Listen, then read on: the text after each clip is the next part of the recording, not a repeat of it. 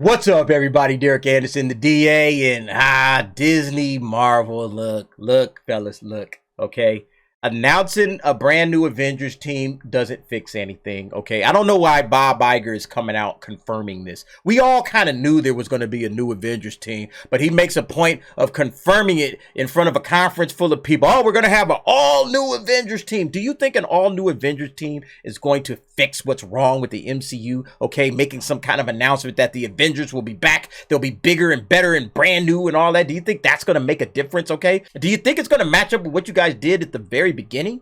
Okay, what you guys did at the very beginning was unique. It was special. Okay, like these 6 guys that you're seeing right here on the screen. Okay, Thor, Black Widow, Hawkeye, Hulk, Iron Man, Cap. That original Avengers, you'll never duplicate that. You will never get that back, okay? Not even just because of the writing or whatever, but just because it was unique in its time, okay? The first of a cinematic universe. You know, all of these various movies came together in one film, The Avengers. You'll never see that again, okay? That was amazing. This moment when all 6 of them got there together to take down Loki and little hordes, I mean, that was just amazing stuff. Okay, you will never get that ever again. I'm sorry, I'm just tickled that he's, making this announcement like this new team of Avengers. Like, do you think this is going to do what these 6 did? It's not, okay? The Marvel Cinematic Universe straight up is running out of gas. Okay, I'm afraid so. If you're a Marvel's fan, I'm sorry. It's running out of gas, okay? Phase 4 was absolutely terrible. Phase 5 isn't getting off to a good start either, okay? Can't just crank out those random characters like Ant-Man and turn them into blockbusters, can you? Even though you're spending blockbuster money on it. And like I said, the reason is the secret sauce of the MCU was its uniqueness. It was the first of its kind, the cinematic universe. Nobody ever seen anything like this before, all right? But besides that, you had good writing, you had good acting, you had good directing, something you don't have in Phase 4, at least not the way you had it in those first 3 phases. And so now you got like Bob Iger doing some damage control, I guess, or whatever. Oh, guys, don't worry, we got new Avengers coming. You guys just stay patient or whatever. I don't think it's going to matter, okay? Everything ain't gonna be all right, Bob, but let's go ahead and read this article and see what it's talking about. The Disney CEO Bob Iger has confirmed a new roster for the Avengers is coming to the Marvel Cinematic Universe. Iger mentioned this change to Earth's Mightiest Heroes while speaking at the Morgan Stanley Technology, Media, and Telecom Conference, beginning by saying that there is nothing wrong regarding the Marvel brand, but Disney just has to look at what characters and stories it's mining for future projects. If you look at the trajectory of Marvel in the next 5 years, there will be a lot of newness, he continued. We're going to turn back to the Avengers franchise with a whole new set of Avengers. For example, Iger did not name any of the characters who would be on this new roster. Now, there's a lot wrong with what Bob Iger was saying in that particular quote, and he kind of continues to discuss it in this article by Deadline, where he says the Marvel brand is not inherently off, but do you need a 3rd or 4th sequel for every character? And I'm going to jump right to the quote. With Marvel, he said, there are 7,000 characters. There are a lot more stories to tell. What we have to look at Marvel is not necessarily the volume of Marvel stories we're telling, but how many times we go back to the well on certain characters. Sequels typically work well for us. Do you need a 3rd and a 4th, for instance, or is it time to turn to other characters? I'm going to tell you what he's talking about right now. He's talking about Ant-Man, okay? And he kind of discusses it right here, or they discuss it. It says Iger didn't get specific, but his comments came less than 3 weeks after the release of the Marvel Cinematic Universe entry Ant-Man and the Wasp, Quantumania, the 3rd Ant-Man film, ain't did a whole lot globally, over only 450 million globally. And then, of course, that 69% epic drop, okay, on the 2nd weekend. Basically, Bob is like, did we need to make this 3rd Ant-Man movie? Okay, Kevin? Hey, Kev, hey, come here. Do we need to make this movie? Okay, because you made a 3rd Ant-Man movie, and I don't know why. All right, we didn't make any money off of it. And honestly, just from a narrative standpoint, it didn't make any sense. Like, what did they really add to this cinematic universe with this movie? All right? They spent $200 million plus marketing on this movie. Why did they make this? They didn't need to make it. What, to introduce Kang? They introduced Kang and Loki. I said that right off the bat. I don't know why this movie exists. I don't know why they made this movie. They're not making any money off of it, and it did nothing for the narrative. What was the point of this movie? Okay? And that's what he's asking. Like, wait a minute, did we need a 3rd Ant-Man movie? Did we really need that? Okay, we could have probably got away with just 2, and then we could have used this $200 million to put into some other character. All right? That's what he's basically saying, It's like by the time you get to the 3rd and the 4th movie, do you really need it? Now, in my opinion, certain characters, you definitely need to build those characters up, okay? You need to flesh those characters out, all right? One movie ain't going to be enough. 2 movies probably should be enough. But honestly, like a third one, right? Like the trilogy, to complete the trilogy, that's what everybody kind of wants. But do you really need it? He might be right on that, okay? Because they're not spending their money well in that Ant-Man movie. I can tell you that right now. And see, when he's talking about going back to the well on certain characters, again, you know, that's another IP. You put that $200 million that you spent on Ant-Man and the Wasp, you put that into a different IP, a different character, okay? Now you got a new IP, you got a new action figure that you could sell, you got a new lunchbox you can sell, you got new backpacks, okay? You got all of this new merch that comes with every single IP you could sell, all right? You already had the Ant-Man stuff on lock, right? So what do we need to make a third Ant-Man film for? I'm guarantee you, man, Kevin Feige is getting his ass chewed out every night because of this damn movie. Yeah, Bob. Yeah, Bob. Yeah. Yeah, I understand. Yeah, we didn't need to make it. You're right. You're right. Yeah. Yeah. Yep. All right. Yeah. All right, man. All right. Yep. Yep. Mm-hmm. All right. All right. All right. All right. All right. All right. Every night, man. Why did we spend $200 million on this crap? What the hell was you thinking when you put all that money into this stupid ass? He getting his ass chewed out, man. But I don't. Hey, look, I said this too, man. I don't know why they made this movie, okay? But Bob Iger ain't right on everything. Now look at this part. He said there's nothing in any way inherently off in terms of the Marvel brand. Now technically he's correct. There's nothing wrong with Marvel, okay? The problem is the way Disney is handling Marvel. That's the problem. For all intents and purposes, Marvel Comics is just stories and characters. That's it, okay? All right? Stories and characters, some good, some bad. But it's what you do with the stories and the characters that matters, okay? And it's Disney that's screwing this thing up, okay? Not Marvel. The brand is fine, okay? The stories and the characters are great. It's what you guys are doing with it. That's where you're messing up. Okay, and it's right here, okay, because he kind of says, hey, look, I think we have to look at what characters and stories we're mining, okay, as if it's a choice about the characters and the stories that's going to make all the difference in the world, okay? It's not. You could pick the best characters and the best stories and still write a screwed up, terrible movie. It's almost like he says, hey, look, if we pick the right characters and the right stories, everything will be fine. No, it's not about the number of sequels either, okay? It's about the creatives, it's about the writers, it's about the directors, it's about your actors, okay? Who's making your material, Bob? That's the question. Feige has been picking the wrong talent to make his movies, okay? And look, I'm sorry, Chloe Zhao should not have directed Eternals, okay?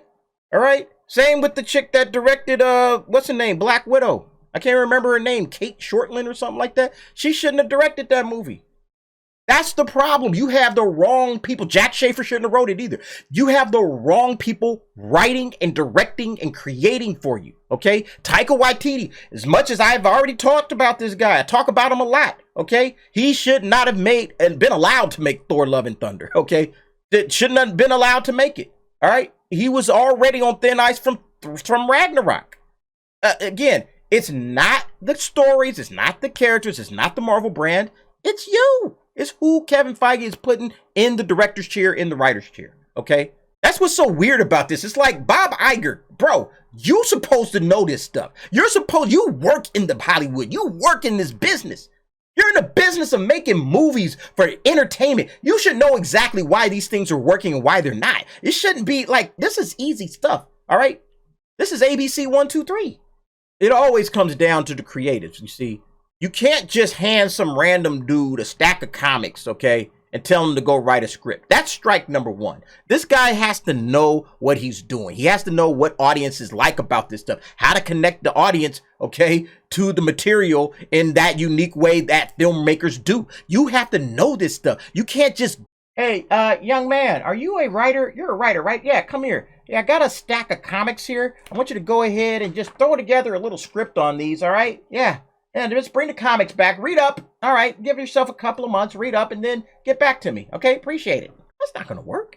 Okay, you need a guy that actually grew up with this stuff. Okay, it's in his blood. Okay, that's part of what he loves. Okay, that's how you're going to get good comic book stories, movies, everything. Okay, that's the way this thing works. Same thing with Star Wars. Okay, you got all these guys out here trying to make Star Wars, never grew up with Star Wars, didn't love Star Wars, right? Not really fans of Star Wars. Okay. You don't just need somebody that kind of, hey, just kind of know what this universe is like. And okay, you got it, you get it. Okay, you know the way it works. Okay, now go write us a script.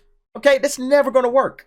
And I had mentioned this particular quote by Stephen Broussard, you know, in that same video that I linked earlier, basically saying, hey, look, we got to do some passing of mantles, okay? If you look at it like Cassie Lang getting the suit in Quantumania, Kate Bishop and Hawkeye, new characters being introduced like Jack and Werewolf by Night. After these first 10 years of Marvel storytelling, torches are being passed, like Robert Downey Jr. is no longer on the table and stuff. So it's kind of like a new generation stepping to the forefront, which again, has always happened in the comics. You see, once again, these guys think it's just a matter of just passing on the mantle. You know, we just got to introduce new characters and pass on the mantle. Then we got Cassie and Quantumania, got Kate Bishop and Hawkeye, Jack and Werewolf by Night. We just introduce new people. That's it. Just introduce these guys. Hey, look, it has always happened in the comics. It hasn't always worked in the comics, okay? I'm not sure if these guys aren't aware of that or not, but it hasn't always worked in the comics where you bring in new people and everything is just A-okay. It all comes down to the writing and the story, all right? That's it. That's all right? What's the writer doing? Are these characters unique? Are these characters awesome, all right? Or are they boring? All right, that's basically what we got. Yeah, Cassie's getting a suit. Wow. Did that make Quantumania great? That Cassie got a suit? And they're now passing on the mantle to Cassie. Did that make that movie any good? Of course not. You see, that's what happens when you have a big company like Disney. They don't understand like the minutia of actual creativity. They get like the big picture stuff. They understand the big picture, but they don't understand like, hey, down in the depths of creativity, right? Where these comic writers were originally creating these characters, right? You got like writers and artists, you know, toiling over tiny details, storylines, character creation, like designing the character itself. Who are their friends? Who are their coworkers? Who are their lives? You know, what are their lives like? What is their hero's journey? Even the costume design. Like these are tiny details that Disney doesn't think about or even worry about, okay? And all of the heavy lifting has been done by comic writers in the past, so Kevin Feige really isn't even worried about it, okay? Oh, these are just characters. We're just mining IPs now. We're just trying to mine the IP, find the good stuff in this giant 7,000 character list of characters. Oh, we just got to find the good characters. No, you got to find good writers and let the writers that care about this stuff dig down and mine for for what they want, but they understand it. Okay, that's not what you guys are doing. Okay, you guys are just getting names, you're getting events, you're getting storylines, and you're just trying to mash them up into something, and it's failing. Okay, it worked in phases 1, 2, and 3 because you actually had people that knew the material. Okay, you had the Russo brothers, you had James Gunn, you had Jon Favreau. Okay, and then you had good actors. All right. Robert Downey Jr., Scarlett Johansson, you know, hell, even Chris Evans did a good job as Captain America. You had good acting, good writing, the people they really brought it. Okay, you don't have that now. Okay, it's not the characters. Okay, the characters, James Gunn proved, hey, if you got a good writer that knows what he's doing, anybody, any character is fair game. So all of this passing on mantles, oh, we got a new Avengers team, isn't this great? We're gonna have brand new Avengers. So what? You see, and that's why when you hire a creative team, writer, director, you know, whatever, when you hire these guys to like adapt a comic or maybe even write for a major IP like a Star Wars, okay, you really need people that have some sort of passion for the work, okay?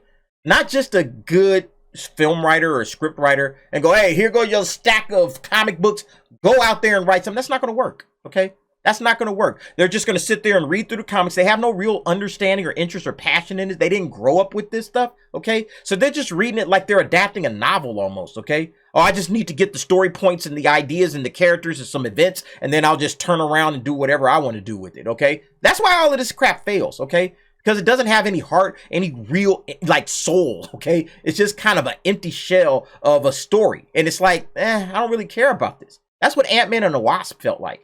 Just content, you know?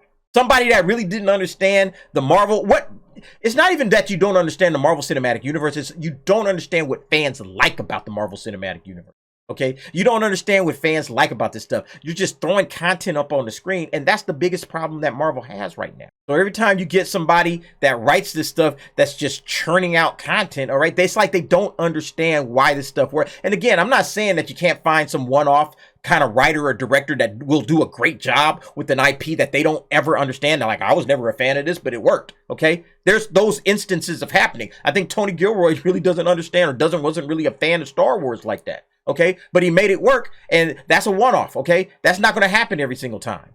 The chances of it, especially working in the cinematic universe, gets less and less and less every time you do it. All right, because you're just bringing in a bunch of people that's going to make your audience go, you know what? I don't care about this universe anymore. All right, I don't even understand why they're doing this crap. And that's what you're getting right now out of Marvel. Okay, so Iger, Feige, look, none of this stuff is going to work. Okay, you got to go back to the drawing board. Okay, you got to go back to square one and get good writers. Okay, good directors. All right, that understand the material that they're making and they have a passion for it and they care. All right.